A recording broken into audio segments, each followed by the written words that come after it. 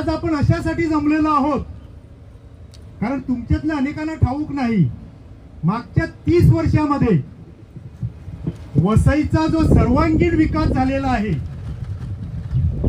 त्यासाठी हे जे वरती बसलेले आहेत आणि ह्यांचे जे सरदार आहेत ते बाहेर बसलेले आहेत, त्या सगळ्यांचा सन्मान आणि सत्कार करण्यासाठी आज आपण इकडे आलेलो आहोत. पटलं का तुम्हाला? सत्कार करण्यासाठी आपण आलेलो आहोत. तुम्हाला कोणाला ठाऊक नसेल कारण ह्या चांगल्या गोष्टी आहेत ना, हे बाहेर पडून देत नाहीत हे लोक. मागच्या काही दिवसापूर्वी जर्मनीचं शिष्टमंडळ आलं होतं इकडे. कुठून आलं होतं? जर्मनी युरोपामध्ये आहे. आणि जर्मनीच्या लोकांना कोणीतरी सांगितलं की भारतामध्ये महाराष्ट्र आहे, महाराष्ट्रामध्ये पालघर जिल्हा आहे, पालघर जिल्ह्यामध्ये वसई विरार आहे. तर त्या वसई विरार महानगरपालिकेने एवढी क्रांती केलेली आहे, त्यामुळे जर्मनीचे काही इंजिनियर, त्यांचे काही शास्त्रज्ञ, त्यांचे काही राजकारणी तुम्ही काय शेम करता, त्यांची मुलाखती घ्यायला आले होते. आणि त्याने त्यांना प्रश्न विचारला की विदाऊट डांबर तुम्ही रस्ते कसे बनवले? तर हे म्हणाले, अरे हे तर काहीच नाही, आम्ही गेले 30-35 वर्षापासून हेच करतो म्हणे. आणि आमचे जे पिवळे बेडूक आहेत ते आम्हाला विकास पुरुष म्हणून आमचा सत्कार करतात, आमचा सन्मान करतात म्हणे. मग आलं जपानचं शिष्टमंडळ. जपानच्या लोकांना पण कळलं कारण सध्या मीडिया आहे, इंटरनेट आहे, सगळं. जपानची लोक आली. जपानची लोक म्हणाली की आम्ही 50 वर्ष लोकांना पुढे नेतो, तुम्ही साले एवढे हुशार, तुम्ही 50 वर्ष मागे नेलं. तर हे काय म्हणाले, अरे हे तर काहीच नाही म्हणे, हा आमच्या डाव्या हाताचा खेळ आहे म्हणे, हा आमच्या डाव्या हाताचा खेळ आहे म्हणे, मागे नेणं अतिशय सोपं आहे म्हणे, आमच्या लोकांना पण आवडते म्हणे. आमची लोक एवढी हुशार आहेत की आमच्या नगरसेवकाची सत्कार लाल टोपी, धोतर आणि कब्जा घालून करतात. तुम्ही पण दोषी आहात ना. म्हणजे एकदा सत्तेवर आला म्हणजे लगेच तुम्ही ओवाळायला मोकळे. अरे काम बघा, 30 वर्षापासून काय चाललंय ते बघा, काय चाललंय हे. हा म्हणजे ह्या लोकांनी जी क्रांती केलेली आहे ना ती प्रचंड मोठी आहे. म्हणजे आपलं एक काय दुःख होतं की वसईमध्ये नदी नाही. नदी आहे का वसईमध्ये? सगळीकडे नदी आहे, ती वैतरणा आहे पण जरा लांब आहे, पण वसईत नदी नाही. तर ह्यानी काय केलं, आपण मागितली नव्हती नदी, लक्षात ठेवा. आपण नदी मागितली होती का? आपण रस्ते मागितले होते, आपण घरासाठी काही गोष्टी मागितल्या, छोट्या छोट्या गोष्टी होत्या त्या मागितल्या होत्या. पण ते हुशार आहेत, न मागता जो देतो ना त्याला राजकारणी म्हणतात, न मागता देतो त्याला. तर ह्यानी काय केलं, ह्यानी ह्या संपूर्ण इकडे ह्या विवा कॉलेज पासून त्या विरारच्या चेकनाक्यापर्यंत एक नदी आणली. त्यानंतर त्यांनी त्या बोळीन्स पासून त्या विरारपर्यंत दुसरी एक नदी आणली. त्यानंतर नाळा ते नंदाखाल दुसरी एक नदी आणली. गिरीश टू देवतलाव दुसरी एक नदी आणली. एव्हरशाईन टू त्यानंतर गास मध्ये दुसरी एक नदी आणली. चुलना तर महानदी म्हणजे गंगा नदी आणली. चुलनेवाले भाग्यवान आहे. चौकाळा, वंडा, गोमसळ या गाव आहे, तिकडे पण एक नदी आणली. काय तुम्ही बोलता विकास झाला नाही, याला काय अर्थ आहे का? आता एवढ्या सगळ्या नद्या आणल्या. आता यांचं भांडण असं चाललेलं आहे, ते बसलेले आहेत त्यांच्या मीटिंग मध्ये की नद्याला नावं कुठली द्यायची, त्याच्यावरून नाव भांडण चालू आहे. लक्षात आलं की नाही? त्या सनसिटी मध्ये जो काय महापूर आला होता ती नदीच होती. मग ते तिकडची चीनची लोक बघायला आली होती. ते म्हणाले का साला हा जगामध्ये का वेगळाच प्रयत्न आहे. वसई विरार महानगरपालिका एकमेव अशी आहे की ते शहरामध्ये नदी आणू शकतात आणि नदीमध्ये शहर नेऊ शकतात. मग ते बघायला आले, पण त्यावेळेला नेमका पाऊस नव्हता. मग त्यांनी सांगितलं थोडे थांबा म्हणे, धीर धरा. हे तर काहीच नाही, प्रत्येक वर्षी आम्ही नद्या आणतो गावामध्ये. तर अशी लोक आहेत. एक राक्षस होता, तो जमिनी खात सुटला होता, तो नदी पीत होता.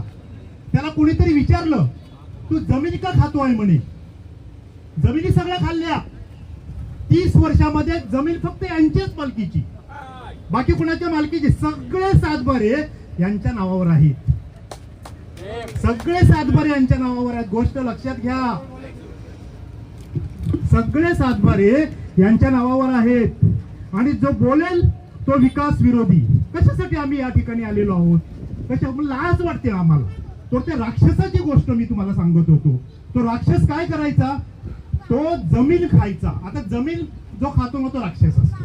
आपण अन्न खातो. तो राक्षस समुद्र प्यायचा.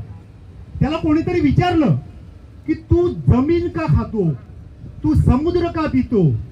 तर त्याने उत्तर दिलं, मला भीती वाटते की कदाचित उद्या सगळी जमीन संपून जाईल, कदाचित सगळा समुद्र संपून जाईल, म्हणून ह्यांना भस्म्या रोग झालेला आहे, ते सगळे वरती बसलेले आहे. कुठल्याही शासकीय अधिकाऱ्यांच्या विरोधामध्ये बोलू नये आपण, कारण ते अतिशय चांगलं काम करीत असतात. पण तुम्ही लक्षात घ्या, मागच्या 30 ते 35 वर्षामध्ये 1989 पासूनचा इतिहास बघा. म्हणजे तर तलाठी असू द्या, तहसीलदार असू द्या, प्रांत असू द्या, कलेक्टर असू द्या, यांचे काही कमिशनर हे नंतर आले, पोलिसांचे काही माणसं असू द्या, ह्यांनी वसई संपूर्ण वस्त्रहरण केलेलं आहे. ही गोष्ट लक्षात घ्या. आणि त्यासाठी आज आपण या ठिकाणी एकत्र जमलेलो आहोत. ही संख्या प्रचंड मोठी आहे. गोष्ट लक्षात घ्या, ही संख्या प्रचंड मोठी आहे. कारण हे नेहमी काय सांगतात, ह्यांचा विकास जो आहे ना तो गाभण राहिलेला आहे. त्यांचा विकास आणि त्या विकासाला 8वा महिना लागलेला आहे. गेल्या 30 वर्षापासून आम्ही ऐकतो विकास विकास विकास. कसला विकास? विकास केलं काय तुम्ही? काय केलं तुम्ही?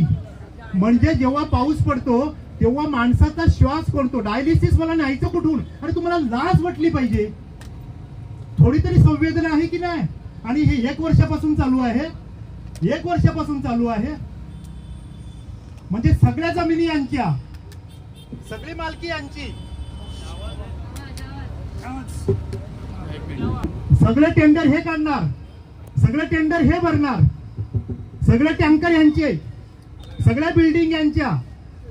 बिल्डिंग पाडणारे पण हेच, लोकांना रस्त्यावर आणणारे पण हेच. हे विकास पुरुष, हे विकास पुरुष. आणि त्यासाठी एकत्र जमलेलो आहोत. हा विवेकाचा आवाज आहे. राजकारणाकडून प्रश्न सुटत नसतात, ह्याचा अनुभव आपण 35 वर्षात घेतला. कोणी वाईट वाटून घेऊ नका, ही राजकीय चळवळ आहे. परंतु सगळ्या राजकारणाने निराशा केलेली आहे, ही गोष्ट देखील सांगू द्या. तर कशाला या बाया येऊन इकडे बसल्या असत्या?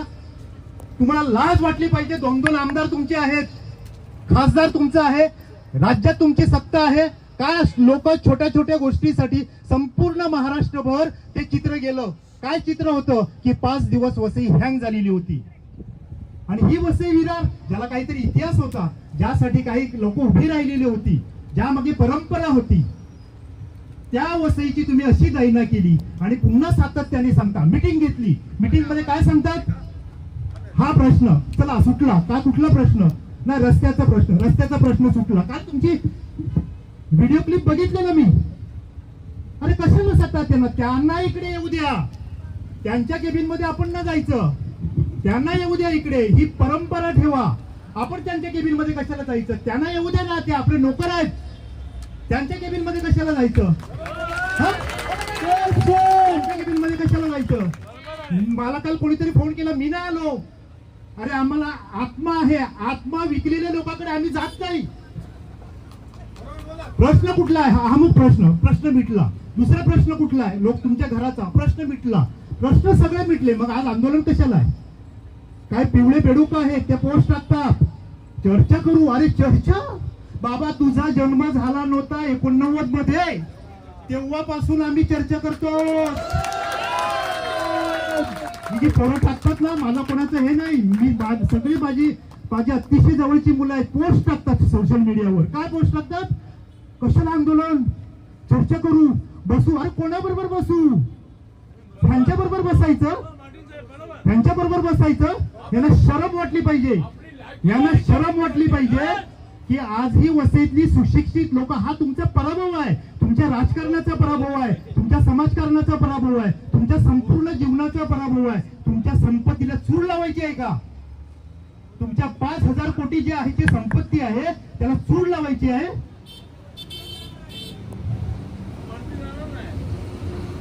त्यासाठी जमलेलो आहोत मित्रांनो.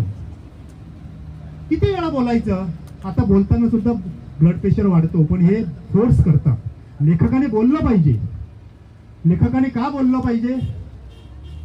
कारण ज्या समाजातले लेखक संपून जातात, ज्या समाजातले कवी संपून जातात, त्या समाजाचं वाळवंट होऊन जाते, त्या समाजाचं वाळवंट होऊन जाते.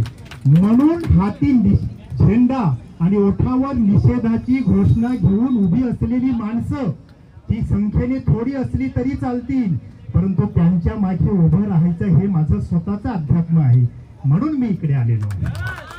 म्हणून मी 40 वर्ष लढतो आहे. 40 वर्ष कधीही हटलो नाही.